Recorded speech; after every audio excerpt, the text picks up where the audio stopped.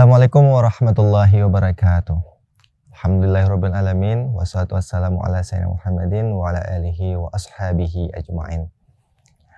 Saudaraku yang dirahmati oleh Allah Subhanahu wa taala. Hidup ini adalah bagaimana kita dapat memanfaatkan waktu yang diberikan oleh Allah Subhanahu wa taala. Waktu kita sehari semalam hanya 24 jam. Namun jadikan waktu 24 jam itu bernilai ibadah di sisi Allah Subhanahu wa taala. Bagaimana caranya, wahai saudaraku?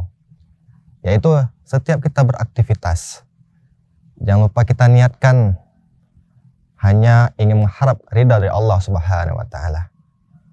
Bukankah Allah mengatakan, A'udzubillahi minasyaitonirrajim. Bismillahirrahmanirrahim. Wal asri innal insana lafi khusr illa alladziina amanu wa 'amilus shalihati wa tawasaw bil haqqi wa tawasaw bis sabr. Demi masa atau demi waktu, sesungguhnya manusia dalam kerugian kecuali orang yang beriman dan beramal soleh, yang selalu dalam menasihati dalam kebenaran dan selalu menasihati dalam kesabaran. Wahai saudaraku yang Allah rahmati, kita harus pandai memanfaatkan waktu. Karena jika kita tidak dapat memanfaatkan waktu dengan baik, maka Allah akan menggolongkan kita menjadi orang-orang dari manusia yang merugi.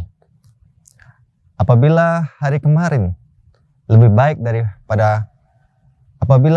ini lebih baik dari hari kemarin, maka itulah orang-orang yang beruntung. Orang-orang yang beruntung adalah orang yang selalu dalam keimanan dan ketakwaan kepada Allah SWT. Hidupnya dijadikan ibadah dan tujuannya adalah akhirat.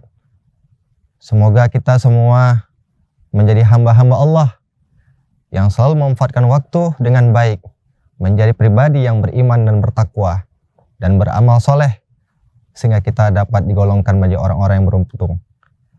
Amin amin ya rabbal alamin. Akhirul kalam, wabillahi taufiq wal hidayah. Assalamualaikum warahmatullahi wabarakatuh.